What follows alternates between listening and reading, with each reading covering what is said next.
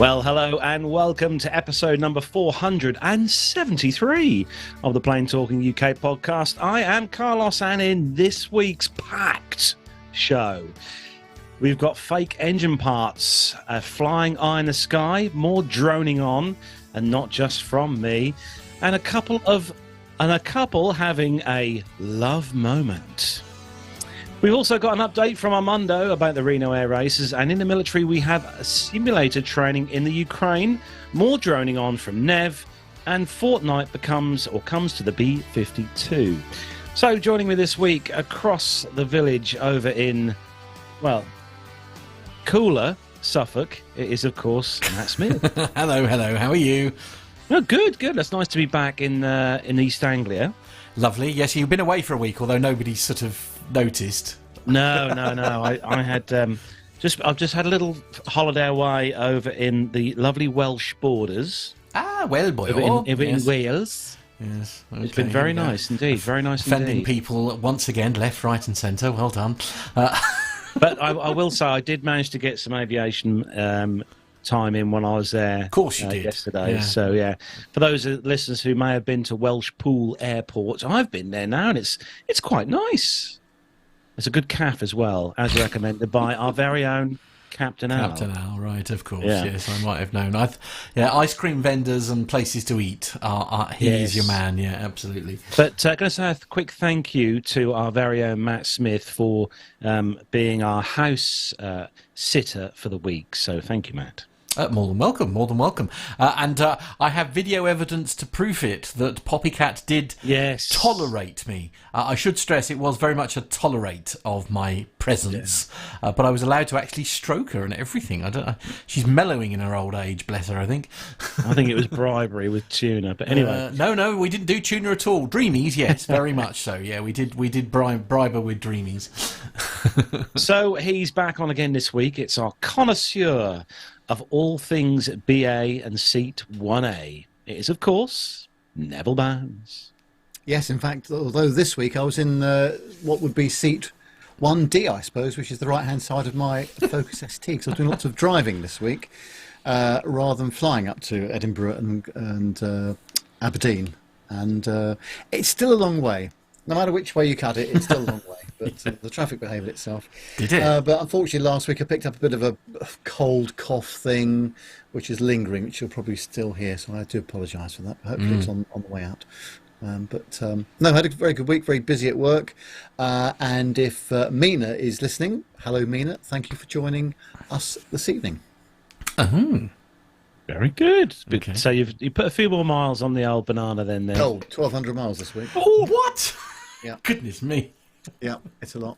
God, Matt, could you imagine if they still done those blue chip stamps at the petrol station? Nev would have a full tea set plus like a napkin set, wouldn't he? Do you remember those blue diamond stamps? I've never heard of. No, I've heard of Green Shield stamps. I've never heard of Green Shield stamps. Yeah, Nev, you must have heard of those. We used to collect them a lot back in the day. My mum, we bought lots of kitchen items that we only ever used once or twice. It was ESSO tokens in my day, where if you collected 14,000, you could have a small 14-inch TV. That sort of thing. Yeah, I do know somebody who literally used ESSO just to get the TV, just to see if it was actually possible. Them were the days. Richard Adams, remember those? Green Shield. He says they were brilliant. Yes. And back with us this week. He's back with us. Thank God he's back with us this week. Because we have missed him. Honestly, we've missed him. There's been a big hole in the side of the podcast for the last few weeks. But he's back with plenty of good information and chat and stuff about where he's been up to. Anyway, it is, of course, our resident pilot of everything that has wings, Armando. Well, big holes in the side of anything are always bad in aviation. So, and I think we're going to talk about a rapid decompression a little bit later. Hey-o. Oh, you see. How are you, Armando? Good, Carlos. It's nice to see the team. Nice to be back on the show. It's been busy. The summer flying season, like I've been talking about on the videos, it's just been so busy. Now it's starting to taper off a little bit, and we'll have a little bit of a lull for the next 2 months, I would say, and then right in November, it just picks up again. And then for the holidays, we'll be flying a bunch again. So, yeah, that's pretty much been it. Am I allowed to start going off bang yet, by the way? Is that allowed? No. What does that mean? Well, I'm going off bang, excited. Oh, excited, yes, because Matt is off very, very soon to go and join Armando over in the US of A. And Matt, you're going to be travelling over with the glorious American Airlines, which I'm sure you'll have don't spoil it. I'm excited at the moment. Don't ruin it. Just make sure you have a fudge sundae. What? I don't. What you do in your own time, dear, is entirely up to you. Yeah. My favorite part already, preemptively, about Matt's trip to the U.S. to Charlotte is it just happens to fall within our Renaissance Fair, and I told him that as a family we were already going to go, right?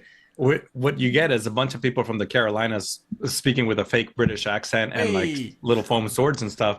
So when Matt actually shows up to the Renaissance Fair next Saturday, I'm sure some people are going to be like, "Oh, his accent is so realistic," or you know what's actually going to happen, Armando? They're going to think it's rubbish. That's what they're going to think. It's just like a really rubbish accent. This guy, yeah. It's like, oh god, where is he? Where did you drag him up from?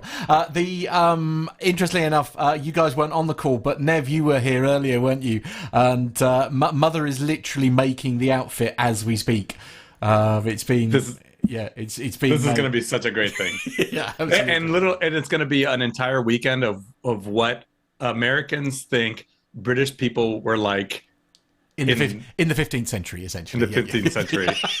Yeah, absolutely. All acted out. Yeah, I love it. Yeah, should be fun. I'm a little worried Mum's gone to too much trouble, because she was literally, when I got home, she was literally Googling like the 15th century and the outfits, and there's a hat on the way, and I've got a little coin purse for my fake dollars, and it's just all got a bit nuts. Wow. Yeah. I'm just shooting for like Inigo Montoya from The Princess Bride. Bless you. What? Inigo Montoya? You killed my father. Prepare to die. No? Nobody? All right. The chat room knows what I'm talking about. Am I having a breakdown? What?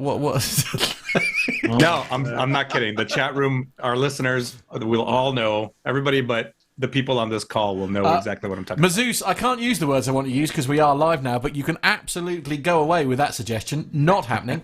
On that subject of, well, slightly off, weekly roundup time. And Armando, it's safe to say you've got... Hang on, we haven't said hello to Nick yet. Oh, sorry. So I didn't know whether Nick was appearing this week. He's always there. He was going to hide in the background. Yes, actually, we have got our assistant executive producer, Nick, with us this week. So, Nick, he's looking less shinier than he was when he first joined us on the call this evening. Nick, before we started, had a little trip round the sun, it seems, from the way his camera was playing up earlier. Nick, you look lovely. Thank you very much, Carlos. I have had an ear lowering this week, so lovely, very good. Yeah, well so done, I'm a more lightweight sporting version. Actually, while we're here, not that anyone in the chat room will care about this, by the way, but I'm trying to decide whether to grow a beard ready for Saturday or to shave it off. I don't know what to do. I genuinely don't know what to do. You're basically going to be like the guy in Love Actually, aren't you? Yeah. This is how I'm picturing you now. They'll be asking me to say, but if somebody could answers on a postcard, votes in the chat room or something like that, please. It's like I started growing it in case it would be a good idea to have a beard when I come out to see Armando. It is driving me nuts because it's itchy, but I think you've just got to go through it. Really trim it just so it's like perfect bar around that. A bar. What, a handlebar moustache? Get rid of all this here and just have a perfect little... Yeah, like when you get on the roller coaster and there's that bar that you hold on to. Just like, nice. Nev, please help. Anyway, aviation, right? Yeah, anyway, getting back to aviation. Armando, you have quite so soon. You've had a very busy last week, really, haven't you? I'm going to go into Reno here very briefly because we actually had some listener feedback that we want to address. But excuse me, the biggest accomplissement that has happened is so as you guys know, I was flying the Stearman all last year right? Just flying with my buddy Brian here, and we bought the Cub, the Super Cub, and it was great flying with the window open. Well, I feel like I wanted more air in my hair. I don't have any hair, so like I decided to buy a biplane, and I went up and looked at it a couple times, and we signed papers on it last week. So we are now the owners of a Hatz biplane. It's a Hatz CB1. Beautiful build. Matt's got the pictures up there if you're listening to the audio version of this. It's kind of a really, well, it's perfect for fall. It's like a pumpkin spice latte, pumpkin colored. Real classic paint job, but it's completely restored, and the restoration was just finished in January of this year. So it's an entirely new airframe, new avionics, new paint, new fabric, new engine, new prop. It's essentially a brand new airplane, which I couldn't pass up. I flew it once, and right around West Point, Virginia. So John Jester and John Jester, his dad, are both listening there in Chincoteague, Virginia. So right around the eastern shore of Maryland or Virginia, and it was just a beautiful airplane, and immediately I fell in love with it, signed the papers for it. So we'll be selling the Super Cub. Yeah, but you're gonna like the biplane better. So we'll keep the 50-50 partnership in the 206, and then the biplane for our sort of fun, hanging out, go to lunch type flying. You're becoming like a guitarist. You can't just have one, can you? Yeah. I guess, but it's so pretty. And then the last couple weeks, you guys aired out some of the Reno clips that I took. Unfortunately, Reno didn't end on a happy note. We lost two pilots, two T6s, had a midair collision on base to final turn on the last day. Kind of similar to last year, different circumstances, of course, but similar to last year, where the last day of a really, really great week, it just ended really sadly. And that was the last day of the last Reno Gold races were canceled for the rest of the time. So Reno was the last couple weeks, and we actually had a listener. So Bill wrote us and kind of asked my opinion on what I thought about Reno and why it ended. I'll keep it brief, but there's a couple different factors. So there was no kidding failure points. Two reasons why Reno could not go on, legally, financially. One was that area north of Reno, Nevada. It's actually Stead, the town. The housing is just growing, and that airfield used to be an old World War II Army airfield, and it was out in the middle of nowhere. But over the last 60 years, just the housing has increased, and they've continued to encroach upon the airfield, which is perfectly normal. But the aircraft are going so fast that the risk to the people on the ground was just a little bit too much for the Reno Tahoe authorities to accept that risk. So that was number one. Number two was the insurance. For the last however many years, the Reno Tahoe Airport Authority had actually picked up the insurance bill. And as you can imagine, to put on an event that has hundreds of thousands of spectators, 100 airplanes, air show acts, the whole deal, that's a pretty big insurance bill. And last year, they informed the Reno Air Race Association that they would no longer be footing the bill for the insurance. Therefore, we, the organization, do not make nearly enough money off of this to be able to cover, a $3 million insurance premium for the week, in addition to the grandstands, the tents, the volunteers, the fuel, all the infrastructure, the media coverage, all that stuff. So really that was the nail in the coffin, so to speak. The challenges, so those were the two reasons I think that Reno ended. The challenges, the mishaps, that we've talked about over the many years, but now it's, really public. Now when you Google the Reno Air Race, unfortunately, it's the mishaps that come to the top of the search, search bar. Another thing that I kind of thought is the young people are not really interested in motorsports like they were in the 50s, 60s, 70s. Back then, flying airplanes, V12, 1,000, 1,200, 3,000 horsepower, watching these old World War II aircraft. That was a thing that was in that generation that had grown up in the 50s and the 60s without media and video games and all this stuff. The fan base is just not there anymore. Most of that fan base is retiring. So putting on an event that has P-51s and P-40s, essentially just parading around because nobody's pushing the engines anymore because there's not that many spare P-51 engines. That the fan base is really just kind of disappearing on us. And then we lost our title sponsor a couple of years ago, the Steel Power Tools folks no longer were sponsoring the races. So yeah, that is what my opinion is on why Reno could no longer go on. Reno itself won't go on in the way we know it, but the future, sport class air racing is an FAA authorized air race organizer. Stoll Drag, really popular. They're an authorized air race organizer, and Formula One. And all three of us actually are accredited by Transport Canada also as an air race organizer. So we will have a future. Sport Class has a race October 21st in Las Cruces, New Mexico. That's going to be our fast guys. We'll be there. Next year, we're already racing in Madras, Oregon, Las Cruces, New Mexico, and Red Deer, Alberta, in conjunction with their air shows. Stoll Drag, Trent Palmer, Kevin Quinn, all those guys that are really popular on social media, they already have 3 races for next year and then probably a couple more. They'll be in Wayne, Nebraska, Columbus, Ohio, and the High Sierra Fly-In in Nevada. Unfortunately, who doesn't have a future is the biplanes, the T6s, the Unlimiteds, which are your Warbirds, and the Jets. None of those are approved air race organizers, so we'll see where they land. They may just end up as static displays on air shows. And that, gentlemen, is your Reno update for, I guess, the next couple of years.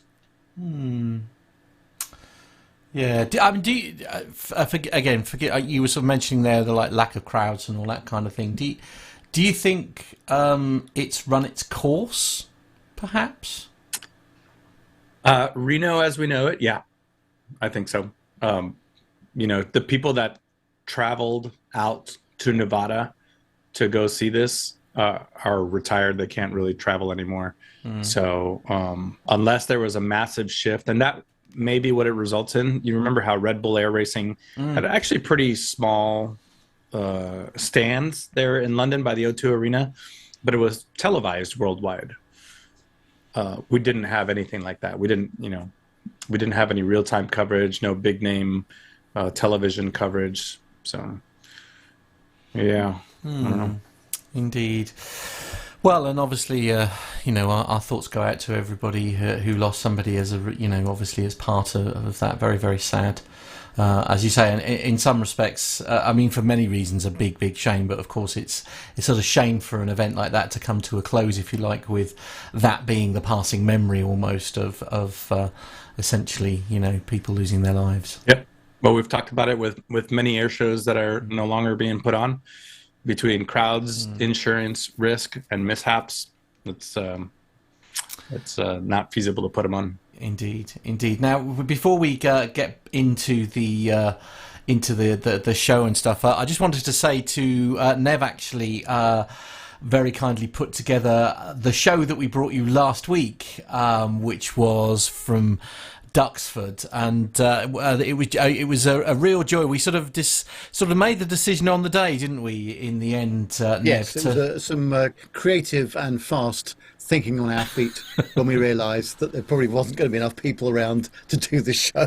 No, indeed, this was the thing, and a great meet-up as well, wasn't there? Loads of people there, sort of coming to see us, including in fact, most of the people who came to visit us did get a little appearance, didn't they, in the show itself? It was really, really good, and the weather just about held out, didn't it? It was looking a bit dodgy throughout the whole day, but we got some great interviews and some nice chats with people that we don't see very often, perhaps just once or twice a year. But it was really good, and really good crowds there.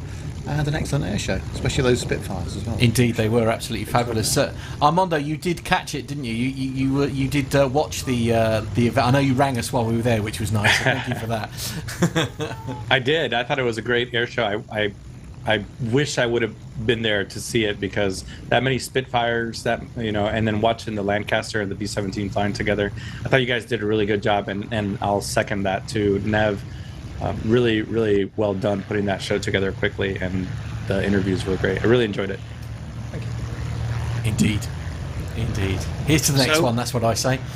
Yeah, right, exactly. They've got, I think, one last show before the end of this year. Ducks would have, which is their last air show of the season, which is coming up, I think, next month. But yeah, it's not going to be quite as big as the one we were at. No, I don't think so. This is the big event, isn't it? The Battle of the Britain air show is the big one in the calendar, isn't it? So I'm going to say a quick hello to everyone in the chat room before we move on. Zeus is in the chat room tonight. Richard Adams, hello to you. Lee Davies, hello. We've got Nick Codling, he's in the chat room. Hello, Nick. Oscar's in there as well. Hello to Oscar, our youngest listener there as well, our local listener, Oscar. Hello to you. John Jester's also in there. Hobby Time, hello to you as well. We scroll down. Pilot Pip's in there as well. Hello, Pip. We've got Jenny over in Rome. She's now nipping off for her tea, so she's going to tune in later on. I'm just going to interrupt you there with the video. Can you see all those Spitfires in the sky? How insane. I'm watching that while I'm reading this. It's insane. Look at that. Mark Priestley, hello to you as well. Our main man, Uncle Micah, as well, is also in the chat room. And don't forget, if you're listening to us in the audio show, check us out on YouTube. We're on there, Plain Talking UK. And don't forget to subscribe and hit the bell icon to be notified when we're live broadcasting shows like we are now, and showing great video like Matt is showing right now of the Duxford Air Show there. Very good indeed. We'll have to go again next year, I think, guys. I think so, yeah. So it's time for some commercial news. So if all the team are ready. Certainly are. Ready to go. The captain has turned on the seatbelt light. Please take your seats and fasten your seatbelts.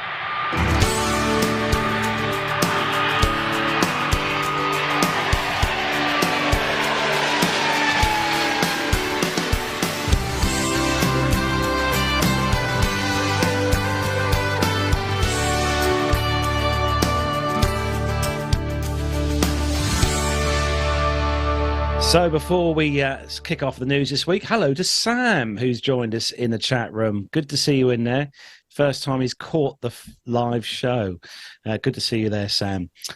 So the first story this week from simpleflying.com. Now, we all love a good kind of alternative kind of genuine part when you're buying stuff for your car. It's always good to find a bargain kind of, not manufactured. That's what you say, yes. Absolutely.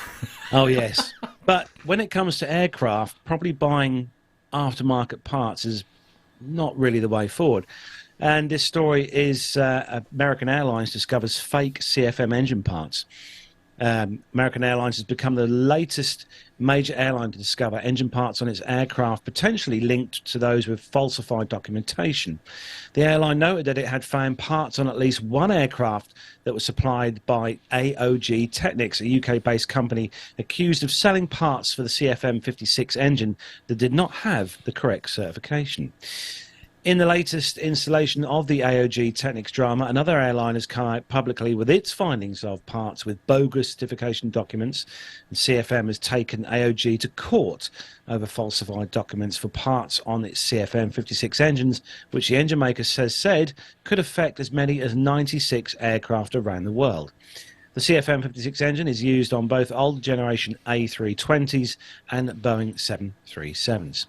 Overall, 86 falsified documents have been found, covering 55 CFM56 part numbers and 2 CF6 part numbers. American Airlines is the latest to be affected by the improperly certified spare parts. The airline told Bloomberg on the 21st of September that it had identified the AOG parts on at least one of its aircraft. The airline did not specifically identify which part it found and how many aircraft were affected. The spokesperson for the airline said, though the work of internal audits as well as collaboration with our suppliers, we've identified the uncertified components on a small number of aircraft. He said each were immediately taken out of service for replacement, and will continue working with our suppliers and coordinating closely with the FAA to ensure these parts are no longer in our supply or otherwise used on our aircraft. Americans' findings come within a day of the FAA issuing warnings to airlines and other aviation companies in the United States. And the FAA announced that unapproved parts may be on aircraft that owners should inspect their planes and inventories for affected parts. Southwest Airlines was the first major carrier to discover AOG components on its aircraft. The airline found 2 low-pressure turbine blades on one of its Boeing 737 aircraft on September the 8th, and the faulty parts were immediately replaced before the aircraft was returned to service. Several days later, Virgin Australia announced that it had grounded 2 of its 737s due to finding fraudulent parts. The first aircraft, Victor Hotel Victor Uniform Tango, had an AOG supplied low-pressure turbine blade, which was replaced and the aircraft returned to service. Its second aircraft, Victor Hotel Yankee Foxtrot Romeo, was found to have a seal supplied by AOG that was located on an inner high-pressure turbine nozzle. Now, the story does go on with other airlines having issues with engine parts. It's safe to say CFM is a very popular engine. I'm pretty confident that pretty much all of Ryanair's fleet of 737-800s here in the UK are powered by CFM engines. And I think quite a few of the BA's Airbus, I think, Nev, have the CFM. A few, yes. Yeah. Yes, not that many, actually. But funny enough, we've just had it in our industry, in the world of professional audio. We've just had a huge scandal been uncovered over the last couple of months where a famous loudspeaker manufacturer has taken people to court over fake products. These are big speakers that you might see at stadiums and large events. Not just, of course, the possibility of electronics failures and stuff like that, but also actually flying these things as well, the structural integrity. Yeah, this can happen in any industry, but of course in a safety critical environment, it's absolutely essential, isn't it? Our thoughts, Armando, because obviously this is across your end here with American. Yeah, I mean, it not only American, but I'm going to take it military. This engine is on the 737, the P-8 Poseidon. It's on the KC's 767s, the KC-46s. So, like, I don't understand how it gets to the point where a company can sell fake parts like this. And I think this is the second time in a couple years that this has happened. We had a similar incident, I don't know, probably 2-3 years ago we talked about on the show. It wasn't engine components, but it was some other component. And I just don't understand how companies go down this road where they knowingly are selling bogus parts or refurb parts or just anything disingenuine, like you guys are saying, to an industry like aviation where safety is paramount. I just don't understand how you get there. I hope somebody goes to jail about this. Right? Yeah, definitely. Yeah, I think yeah, that's. I mean, surely they will get to. I mean, something as serious as this, they will get to the bottom of it, right? Oh yeah, I think so. Yeah. Not the KC-46, by the way. KC-135. That's it. Yeah. But before Jonathan Warner corrects me. Well, yeah, exactly. I guess when you're buying parts for your bikes, guys, especially you, Nick, obviously because you're a motorcyclist as well, you kind of I'm guessing you stick to genuine parts rather than aftermarket. Yeah, the bike gets everything that it needs according to the manufacturer's schedule. The car, not so much. Yes. Now, Nev, you've got some good news for younger generation who may want to be a commercial pilot. Yeah, well, we all thought the days of airline company-sponsored cadets was over. I mean, that used to be much the part of the way people came into the aviation world in the 60s, 70s and the early parts of the 80s. Then it went away for a long time and people had to do self-funding. But now British Airways, according to breakingtravelnews.com, has launched the Speedbird Pilot Academy. Prospective pilots can apply for a place on a new British Airways scheme that will see the £100,000 cost of their training covered entirely by the airline. The National Flag Carrier's Speedbird Pilot Academy programme will lift the previously prohibitive cost barrier of training to become an airline pilot for up to 60 successful candidates per year, helping to level the playing field and make flying a flying career a realistic option for all. It's hoped that by removing the high costs associated with pilot training from the applicant, people from across all communities will be encouraged to apply. Successful recruits will also have accommodation and food costs covered during their 16-month training period, making it the only airline scheme that removes all associated cost from the individual. Sean Doyle, who's British Airways chairman and CEO, said the Speedbird Pilot Academy will make the ambition of becoming a British Airways pilot a reality for people who'd previously written the option off because of the cost barrier. Our aim is to attract the very best talent out there for our future generations of pilots, whether someone is just leaving school or embarking on a second career they never thought possible. We're levelling the playing field by removing the initial training cost barrier to make a flying career more accessible to a wider range of people and giving everyone an equal chance. Applications for the scheme can now be submitted via the airline's career website, and applicants are being encouraged to apply quickly as due to the expected unprecedented demand, and this is going to close within 7 days. Training will begin early next year, and upon completion of the course, recruits will land a full-time salaried position with the airline. BA is working closely with Fantasy Wings, the leading UK organisation for diversity in aviation and a member of the BA Better World Community Fund, to promote the scheme to young people from Black, Asian and minority ethnic backgrounds, other communities around the country and young women in the aviation industry. British Airways Senior First Officer and former cadet Hannah Vaughan, who's 32, described the scheme as groundbreaking and said that it was important for the airline to attract the top applicants and remove barriers that may have put people off previously. She lists a few of the sort of myths and truths about becoming a pilot. One of the things, which is a bit of a myth, is you have to be wealthy in the first place, which is actually false, she says. The BA Speedbird Pilot Academy is entirely funded by the airline, as we've already said. She also says one of the myths that is that you can only become a pilot if you have a university degree.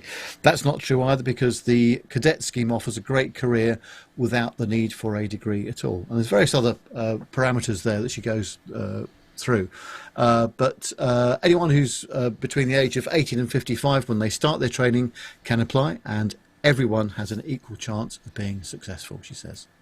So that's encouraging, isn't it, actually, to see a mainstream airline offering sponsored cadetships to prospective pilots. This is good news. I feel like, it's about time we started seeing something like this, and I'm glad BA have taken up the mantle as such. But Armando, what do you think? Well, I was going to say that they've started listening to us at PTUK. I feel like we've been talking about this for a long time. Nev, the letter you wrote them must have gone all the way to the top. There you go. This is exactly what we need airlines to be doing to step up a little bit. I mean, $600,000 or 600,000 pounds, so is a lot, right? Oh no, I guess it would be more than that, right? 60 cadets a year at 100,000 a piece. So that's a pretty big investment on behalf of the airline, and what a unique opportunity to start your training from day one with the procedures and the culture of the airline that you're going to work for. So I think it's a great idea. Yeah, and hopefully this might spark some other airlines to, you never know, take up the same idea. You never Great know, idea, guys. By the way, you just have to be under 55 to apply to this. So I'm just saying, we have some candidates here in the show. I did send this to producer John, and I was like, "Hey, buddy, give it a try." Absolutely. I've still got 5 years left on that, so not too late is the reality of that one. We'll not talk to Nev about it. Nev's just smitten now because it's BA who've started this off. Yes, absolutely. Yes, I'm genuinely delighted, and it's about time, because This self-funding stuff, I mean, it's a second mortgage, isn't it? Let's be honest. In terms of the costs. Yeah, indeed. And what I would love to see is on the first or second day of class, as all the cadets are in there, is Nev walk into the class and talk to them about BA culture and why it is that they're going to do what they're going to do for the next 20 years, right? Absolutely. Because without happy customers. Well, true. And actually, going back to what you were saying there about that, Nev, because the reality is the second mortgage, essentially, and there is no guarantee of a happy ending. You know, Carlos and I both know someone who's... I see what you did there. Moving on.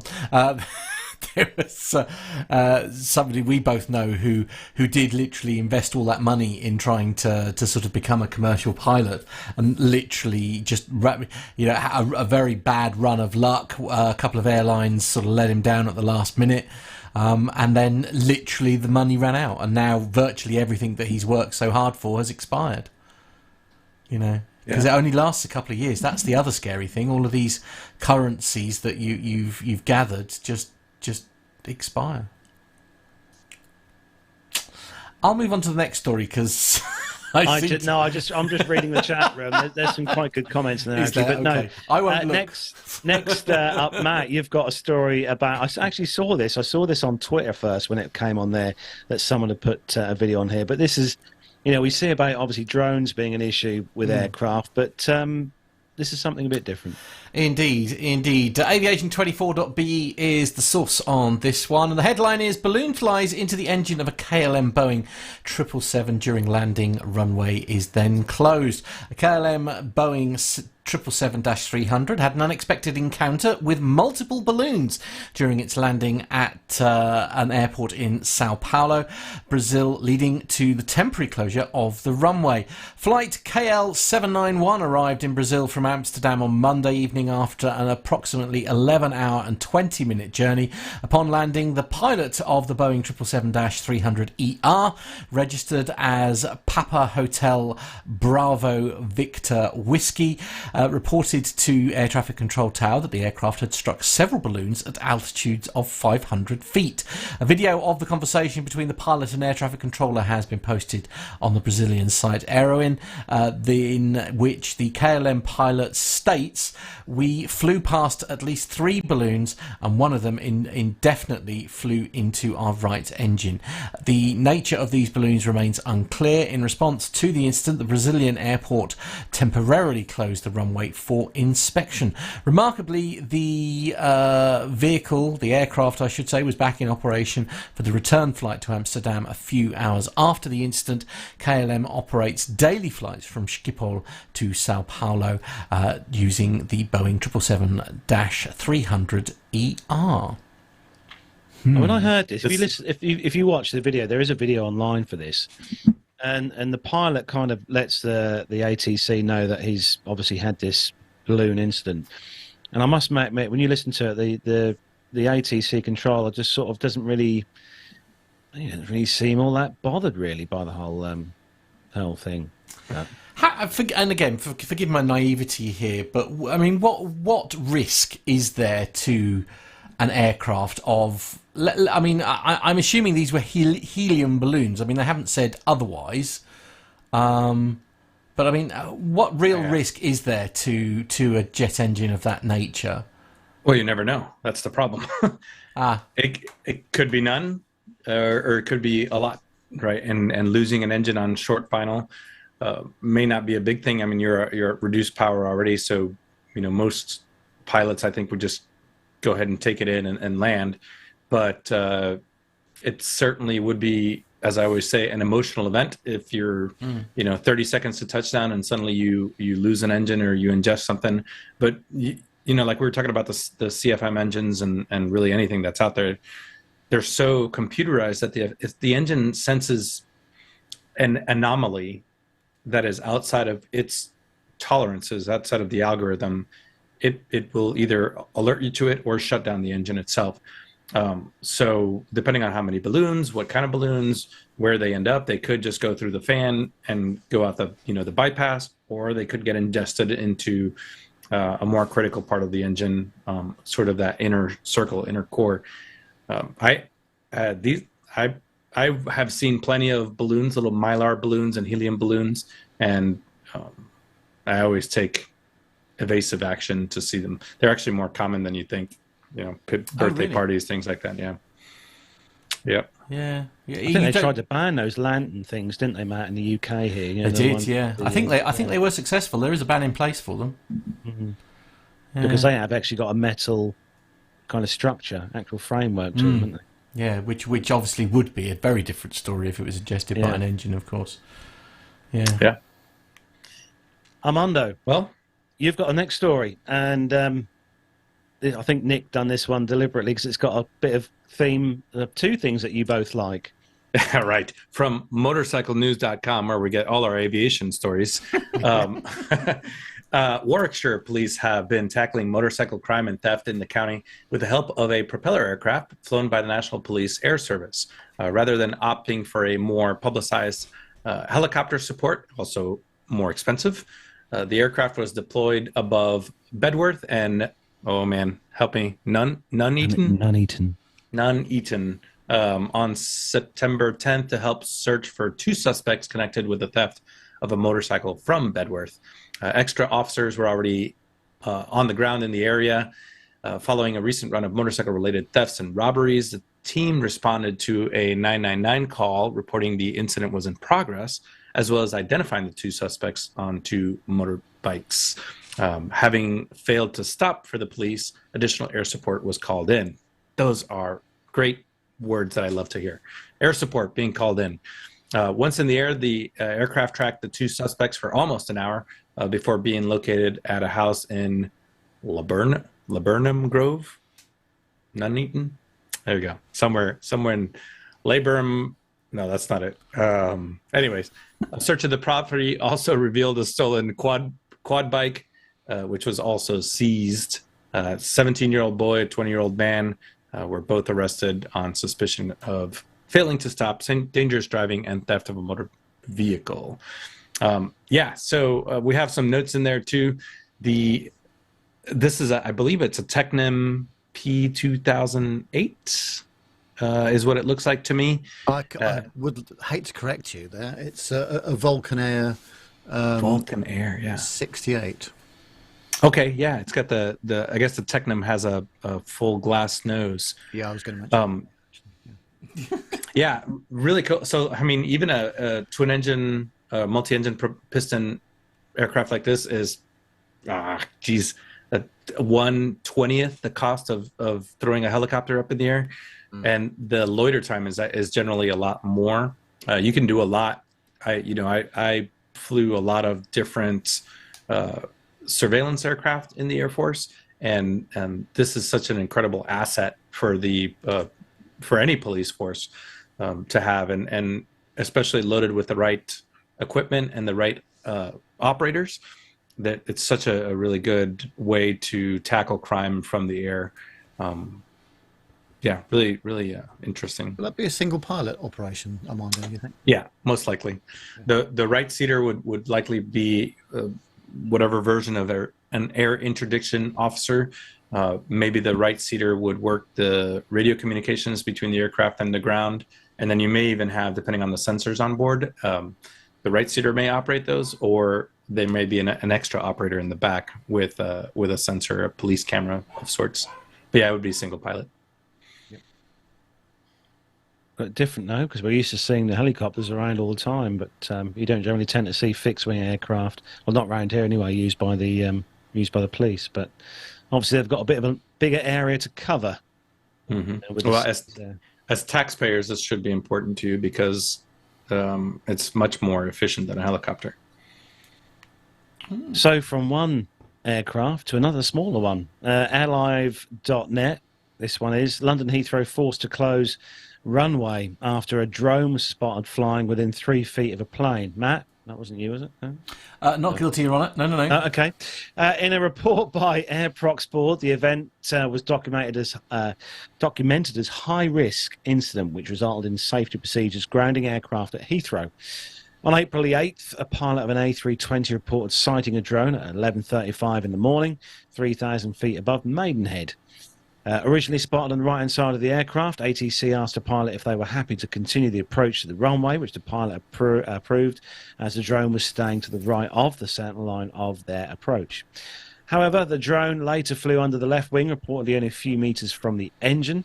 ATC was updated on the drone's movements and made the decision to close the runway. In the Airprox board report, it added the pilot described the drone as being round-shaped with a purple turquoise colour. The pilot later estimated the drone came within 10 feet of the aircraft with the risk of collision high and immediate risk. As the controller considered this an immediate risk to the aircraft, they immediately discontinued arrivals on runway 09 left and coordinated switching to 09 right. The Heathrow approach controller reported that the pilots of 3 different aircraft also spotted the drone in the vicinity. I thought you weren't supposed to be able to use these near airports. Isn't there such a thing as that geo? Yeah, geo blocking and geo. Yeah, that it is a thing. It's the only reason it probably didn't kick in is it was probably a drone that has had that functionality disabled, and probably not being flown by somebody who's done all the various, the licenses. Common sense. Yeah, well, common sense as well. But yeah, that's probably the reality. Is that the only reason they were able to do it is because they'd essentially hotwired it so that they could. Yeah, well, shoot them out of the sky. Although I would love to have one myself, but I'd probably end up putting it into a field somewhere, and that'll be it. End of story. Nev, you've got the next story, which is a bit of a sad one. This is with BA. It is, yeah. It's on travelradar.aero. It says that British Airways passenger believed to be sleeping by fellow passengers was sadly found deceased on board a Nice-bound flight last week. The passenger is believed to have suffered a heart attack on board. However, further details on the incident and the passenger's identity have yet to be released. The 73-year-old female passenger was travelling on BA Flight 348 from Heathrow to Nice-Côte d'Azur on Thursday of last week. Fellow passengers believed the woman to be asleep, but became suspicious upon landing when the individual in question remained still and was not able to be roused whilst other passengers began collecting their belongings. Flight attendants were alerted to the situation by concerned passengers, and the emergency services were called to the scene. Paramedics sadly pronounced the passenger dead at around 10 p.m. local time following unsuccessful attempts to revive her. The passenger is reported to have suffered a heart attack during the flight, although this is yet to be confirmed. In addition, the identity and the nationality of the passenger are not currently known, nor whether she was travelling alone or with friends or family members. There's some obviously protocol for this kind of stuff with regard to deaths on board aircraft and how staff should respond. Well, according to the Civil Aviation Authority, there is one fatality for every 287 million passengers carried by UK air operators, making onboard deaths an extremely rare event. However, although rare, airline staff must be prepared to deal with onboard deaths in a practical and compassionate manner. IATA, the International Air Transport Association, issues guidance to airlines regarding onboard deaths, including when to cease resuscitation and how to deal with the death or presumed death of a passenger on board an aircraft. If a passenger is presumed dead, the IATA's guidelines advise for their body to be moved to a seat away from other passengers if possible. At the discretion of the crew, the body may be moved to another area of the plane, not obstructing aisles and exits. The body must be covered, either by a body bag if available, or a blanket, and restrained. Where the relevant information is available, airlines must heed to not resuscitate orders, DNRs, and also follow strict guidelines on handling the body of the deceased if communicable diseases are suspected. Although aircraft crew are trained to perform CPR, they are not legally certified to pronounce a passenger dead and must therefore contact the relevant medical authorities. On a Kenya Airways situation, there was 2 onboard deaths within just over a week of each other. Although the aforementioned statistics presented by the CAA indicated that onboard deaths are a rarity, last year during the autumn, 2 passengers died in separate incidents within just over a week of each other on board Kenya Airways flights. This is obviously quite unusual, but in the first instance, In August, a passenger travelling from New York to Nairobi developed breathing difficulties 7 hours into the flight. Cabin crew members administered first aid, but the worsening of the passenger's condition forced the plane to reroute to Casablanca so that emergency services on the ground could respond to the situation. The passenger was sadly pronounced dead by medical officials.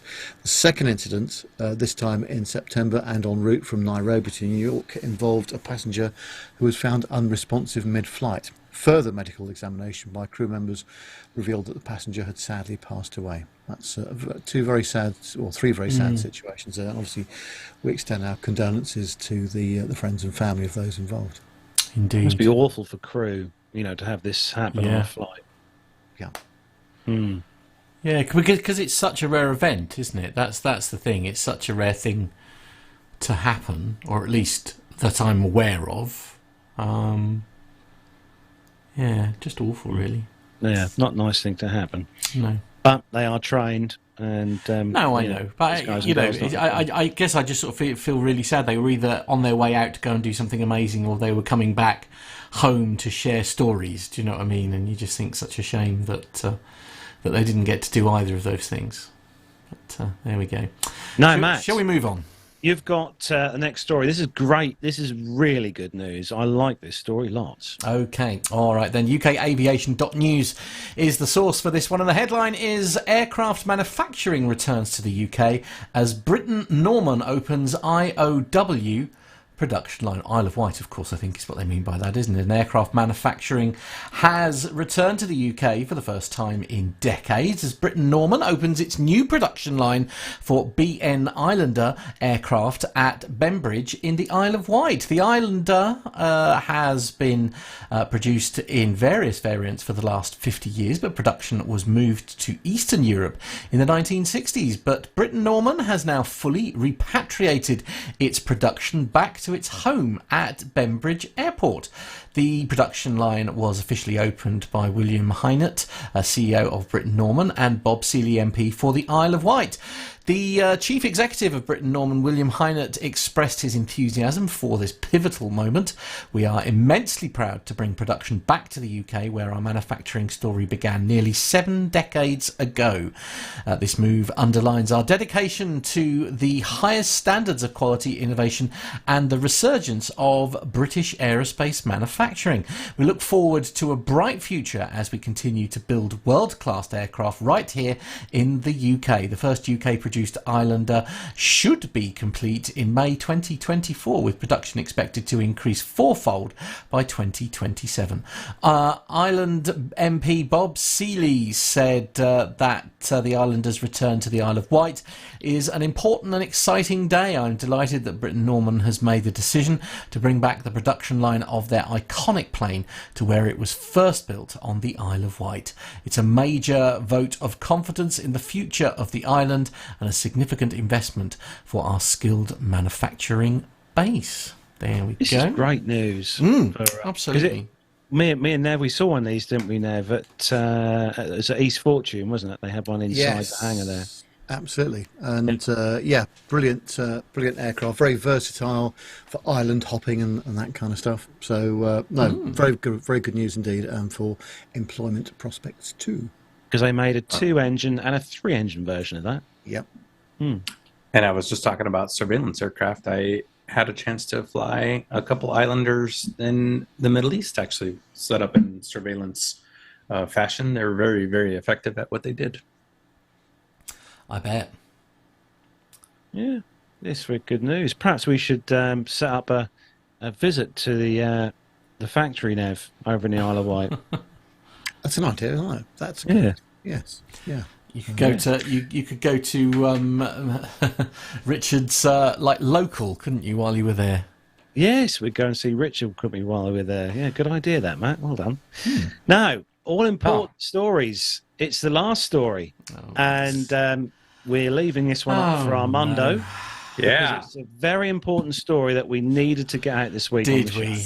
Yeah. Speaking of a visit to the factory, a couple has been caught having a love moment in a lavatory during an EasyJet flight over France. How romantic! France is always so romantic. aircraft, this EasyJet aircraft, was flying from none other than Luton to Spain when the couple entered a lavatory at the rear of the aircraft, the A320. As passengers noticed them, they made the crew aware of the project and prepared to film. In a disturbing moment, the flight attendant opened the door of the lab at the rear of the aircraft where the couple was having their affair. All the passengers were looking on. The man quickly closed the door, and people at the back of the airplane were either shocked, embarrassed, or laughing. The flight landed at Ibiza on September 8th. Now, EasyJet did confirm that this took place on one of their flights, and they did say that it is illegal to engage in sexual activities in a public bathroom. Cops were also informed by the staff on board the aircraft. The airline did say, we can confirm that this flight from Luton to Ibiza was met by the police on arrival due to the behavior of two passengers on board. What a shame that we can't show the video, right, Matt? Yeah, I did watch the video, I have to say. I mean, we were talking about this before we started the show, and I have to say, one of the things that bothers me the most about this is I don't really understand. I don't understand why there was the need to open the door. Why not? Well, I can think of lots of reasons why not. I mean, maybe it was a social experiment. It could have been a social experiment, but there could have been children on board. There could have been all sorts of. There's lots of reasons why it would have probably been more prudent to have, discussed the matter afterwards, shall we say? Let them finish. I mean, if you want to put a label on it. I was saying before the show started that I'm actually just impressed by the size of the lavatory on an EasyJet aircraft. Right. Okay. Good. Lovely. I'm glad you finished that sentence. I'm also so would really like to pause for effect. A point of order here as well. Yes. It's always referred to as the Mile High Club. Of course, right. That's a ridiculous thing because it would be at least 5 nautical miles, which is just over 30,000 feet. So let's have the nomenclature correct, if we could. Yeah, but what's the difference between 1 and 5 miles, right? In a pressurised aircraft, quite a lot. Are you a fully stamped up member, Nev? Moving on. I think we've lost Matt. Yeah. Anyway, if you want to see I'm that, going to shut my mic off. if you want to watch that video, Matt will put the links in the show notes. So if you wanted to go, Well, we will then. be able to see that. Yeah. Well, Micah actually has a great point where that's also how we tend to explain it. It was like, well, yes, when Mama Bear and Papa Bear love each other a lot, they give each other a real kind of special hug, There you go. Maybe we should have done a video caption this. No. Right? No. This. No. Yeah. No. For next week. It is on. No. Oh, man. Matt is vetoing it. Nope. If I can't cope while we're talking about it, I'm going to have no hope if there's... And on that bombshell. Yeah, literally. Yeah, I guess speaking of caption this, right? Yeah. What's up next, Armando? Carlos, you've got this. This caption this. Man, I feel like I haven't participated in a caption this in a long time. It's over to you then. You can take the lead on this one, Armando. Shall I describe the photo? Yeah. I do have a small problem. I don't have the picture, just so that people know. Oh, it is on the show notes. That doesn't help me on the broadcast tower. Hold on, Matt. I'm now literally Thank putting you very it in there much. for you right now. Very great. It'll be good. I can only imagine that this is a 707. Definitely a 4-engine jet. I would assume this is a 707, which has traditionally 4 engines. However, the number 3 engine does seem to be missing. Now, aircraft is not on the ground. It is in the air, and it is looks like it was an unscheduled departure of the number 3 engine. And then just to finish the description, I'm actually going to start from the bottom here. Bob actually sent in a caption that says, "Welcome to PPA Peppa Pig Air," because the remaining pylon does actually look like Peppa Pig. So, yeah, if you look at it, right, it's like looking at paint it pink, and you're laughing, aren't you? I did have to when I saw that, I thought, what's he on about? Yeah. And then I looked and I thought, oh yeah. Yeah, people with kids. Did you genuinely? Did you? I don't have children. Even I know what Peppa Pig is. Well, I know what Peppa Pig is, but I thought I couldn't picture the Peppa Pig along with the pylon of an engine pylon. Wow! Listen. John Jester has just corrected you. It is actually a 747-100. Oh, that's outrageous! Oh man, look at that. Honestly, yeah, that's it. Back this is why to school, Armando. This is why I keep them around. Yeah. So anyway, Stephen says when you skip the pre-flight. Yeah. Let's see. Nicholas says, while waiting at the gate, Matt suspected that Carlos's aircraft parts obsession had gone too far when he quizzed him about why he needed the unusually large spanner in his hand luggage. Yep. I'm not at all surprised by that. Very true. Yeah, indeed. Nev? John says the new weight and fuel saving measure for 4-engine aircraft. Nick? The next one is from John, and he says, "Stop! Before we go any further, do you remember what button you pressed last time?" Let's see. Ray says, "Flight testing, the latest silent engine." Definitely the future. Yep. Neil says, PTUK Airlines, solution to cutting emissions. Oh, yes. Bill says, Pratt & Whitlis test the new stealth engine on their 747 test bed. After landing, the project engineer said, "We like what we don't see." Let's see. Richard says, "Take off, drop engines. Without engines, you eliminate the possibility of an engine failure." I mean, that's definitely one way of looking at the problem. It is, yeah. Yeah, indeed. Carlos? Alan says some 4-engine jets couldn't dump fuel. Instead, they had other innovative ways to reduce weight if they needed to return after takeoff. I mean, you could argue, obviously, with dropping all that weight, it would glide a lot further. That's true. Matt, do you want to take James's? Okay, James says, due to coat cutting measures, we've converted our 747s into 746s and have reduced our range. Thank you for flying PTUK Airways. Let's see. Stuart says, "Hang on. Who put this on the wrong way around?" Oh, how rude. Darry says, all part of one engine out testing. IKEA forgot to pack a 4th engine. Flat pack. Yeah, that is a common problem with flat pack furniture. Nick, what's Phil saying? Oh, Phil says bombs away. Oh wait. Uh-oh. Yep. Same one. Mark Priestley in the chat room said, "After a bombing run." Yeah, somebody. I mean, here in the U.S. we have covered stories about parts falling off airplanes. So, indeed, we shouldn't. Let's see what else. What else we got in the chat room there? I knew Richard Adams is saying at the top there. He's saying, "I knew that bog offer was too good to be true." That sounds more like something you'd end up doing, Carlos. Buy one get one free. Mark Priestley suggesting it wouldn't sound as good. I mean, that's fair. No. Mazouz is suggesting that Ryanair might be using this as a unique way of saving money. They would do if they had a 747 in the fleet. They'd probably do that, to be fair. Indeed. Thank you for everyone for your contributions to the caption this week. There'll be another one on our Facebook page next Wednesday. Don't forget to check out our social medias on Facebook for another witty picture next week. Perhaps we'll try and get Armando to find a humorous aviation picture from his side of the pond for next week on the show. He's going to be too busy entertaining me, Carlos. He's not going to have enough time to do anything like that. That might be the caption this as Matt goes out the door in the skydive plane. I beg your pardon, what? No. And moving on to the next part of the show.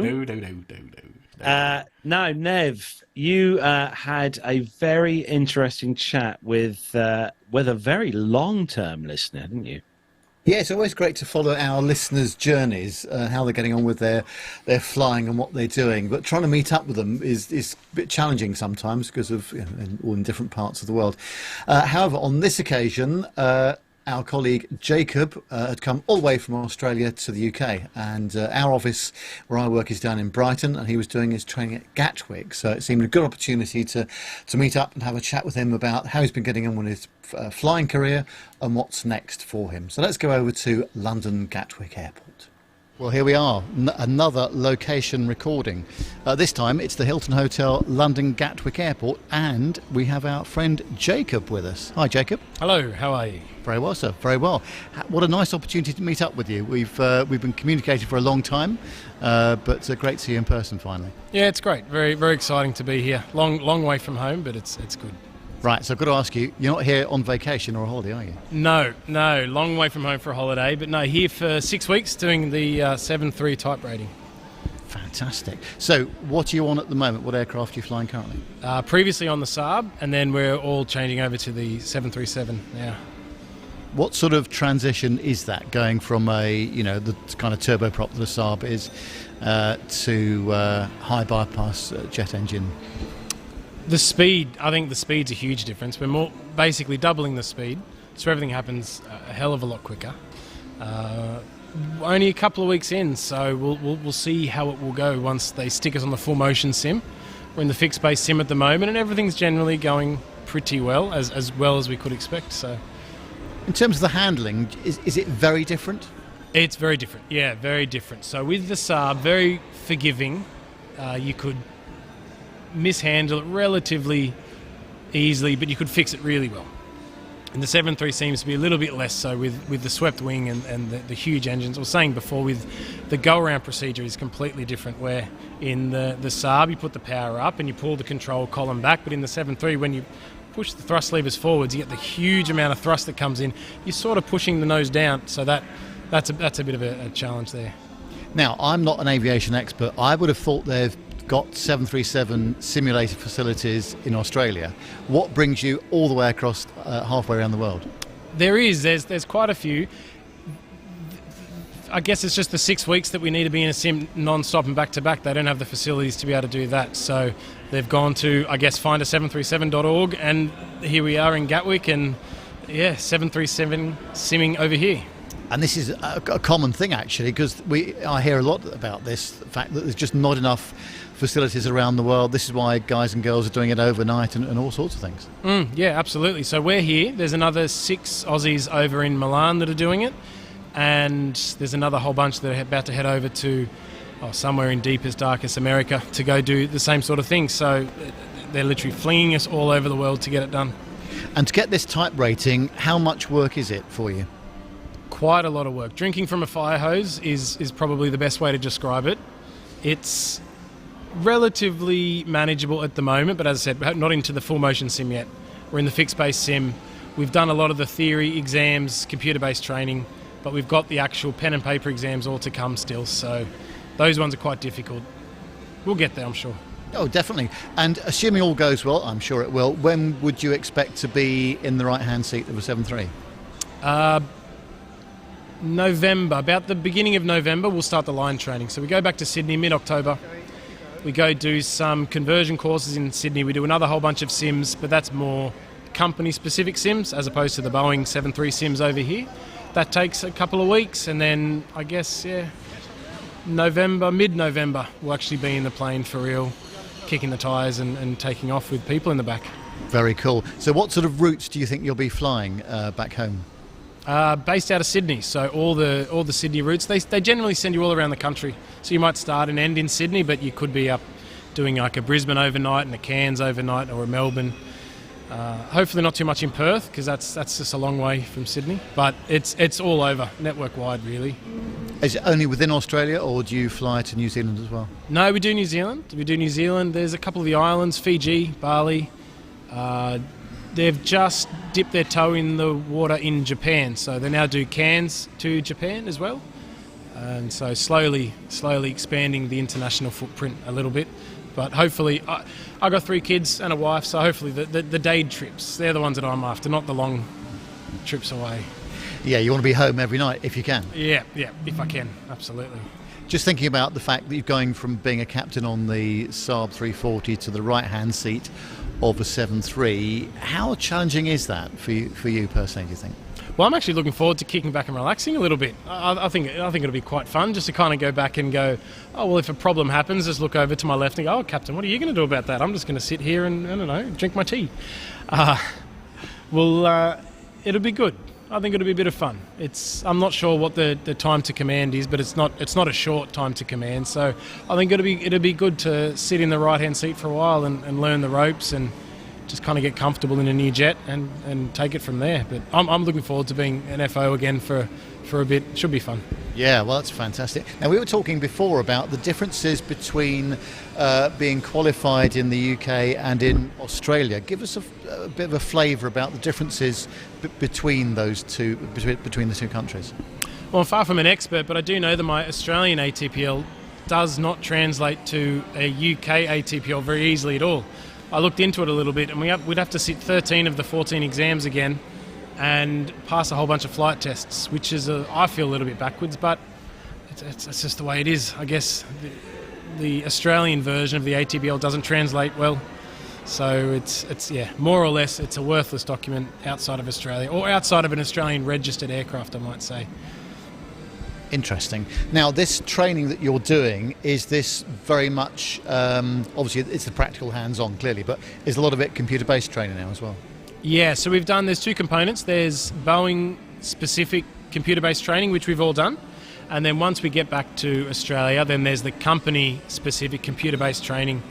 I think there's 40 or 50 hours of computer-based training that we've already done in the past, and then we got about an equal amount once we get back to do the company specifics on how our company decides to fly the 737, as opposed to just the generic Boeing 737 CBTs. So lots of sitting there clicking through slideshows.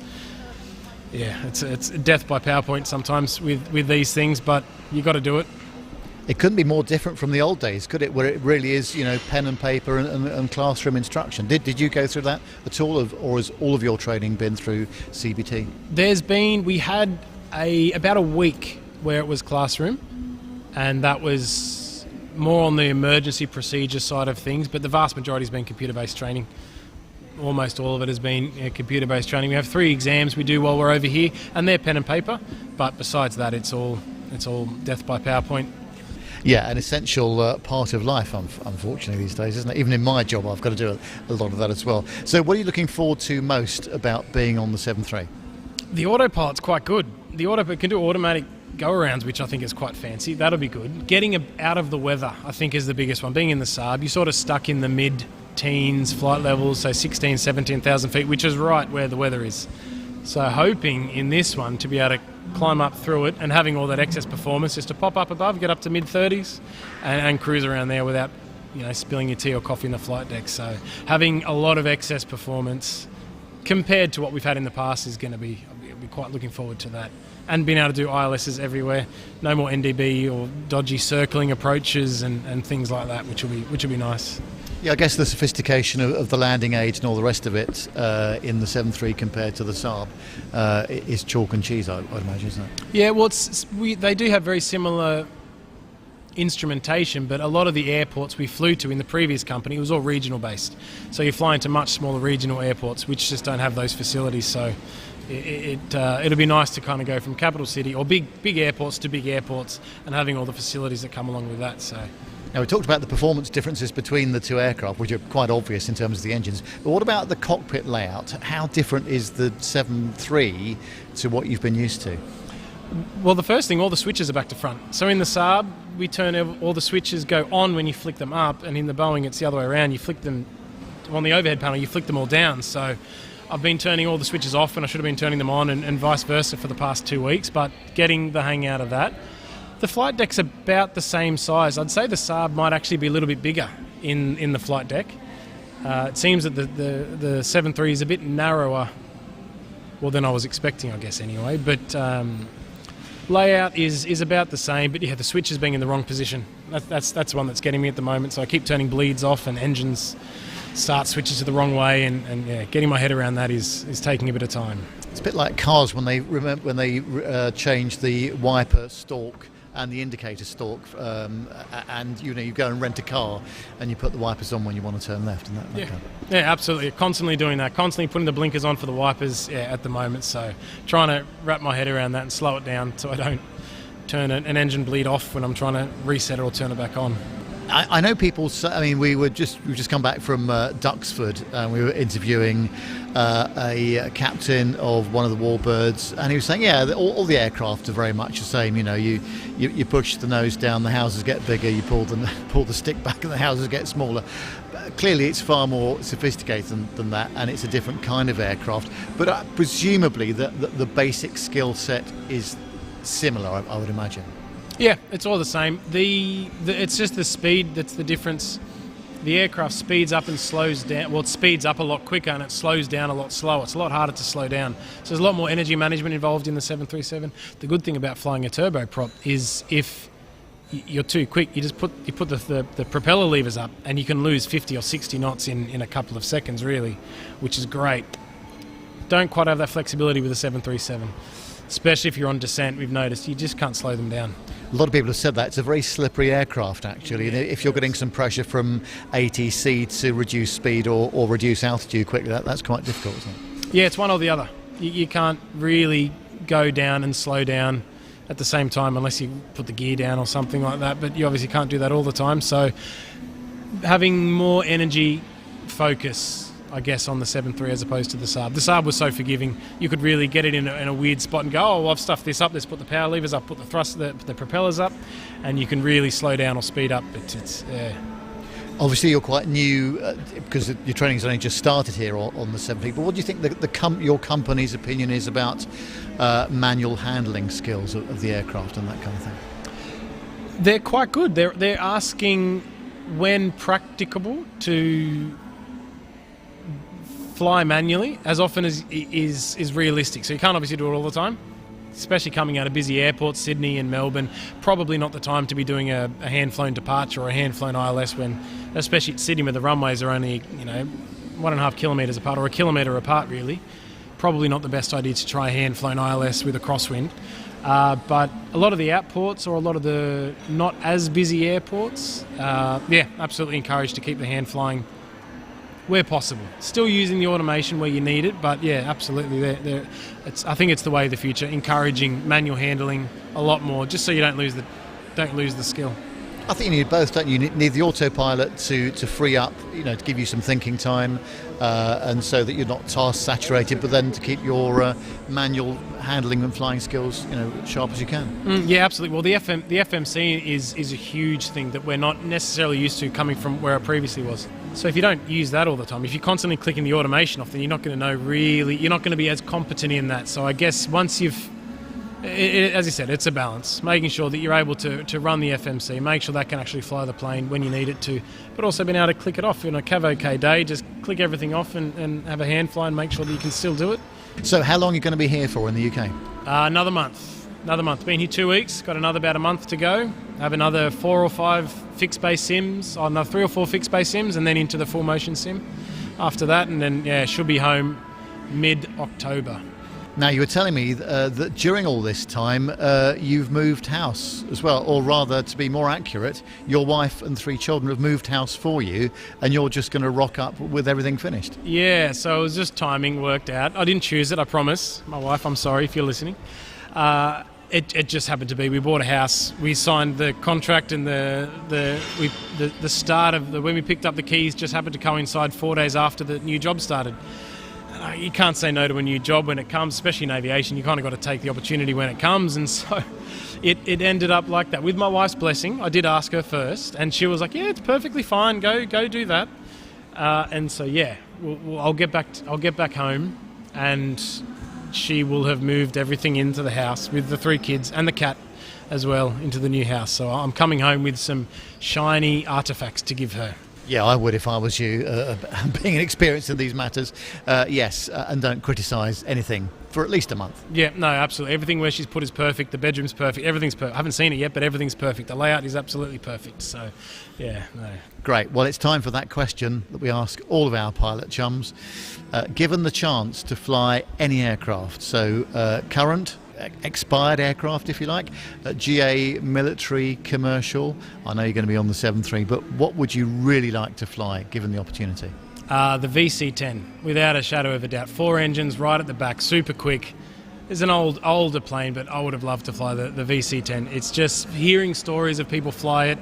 It just seemed like an incredible plane, and just something special about having a really long, skinny fuselage with these massive 4 engines at the back. That just sounds like a hell of a good plane to fly. So that would be my choice there. Well, that lovely smoke coming out the back as well. You need the black smoke coming out the back, or yellow smoke, whatever it had. But yeah. Well, Jake, it's been an absolute pleasure seeing you today. Thank you very much indeed for your time, and may I wish you all the very best with your training, and you'll have to keep us up to date with how it's going with the 737. Yeah, will do. Thanks so much, and yeah, very good to be here. Thank you. Now, that's an unusual answer, isn't it, the VC-10? It's what a great aircraft that was, though, honestly. Was it?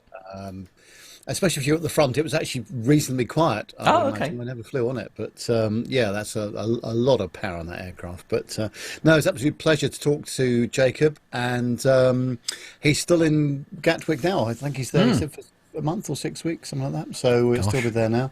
So when I saw him, he'd only been doing the training for about 10 days or so. But no, it was a really nice opportunity to speak with him, have a chat with him, and he can take us through his flying career and how it's gone so far. But yeah, I'm sure he'll do very well on the 737, and he can't wait to get his hands on it.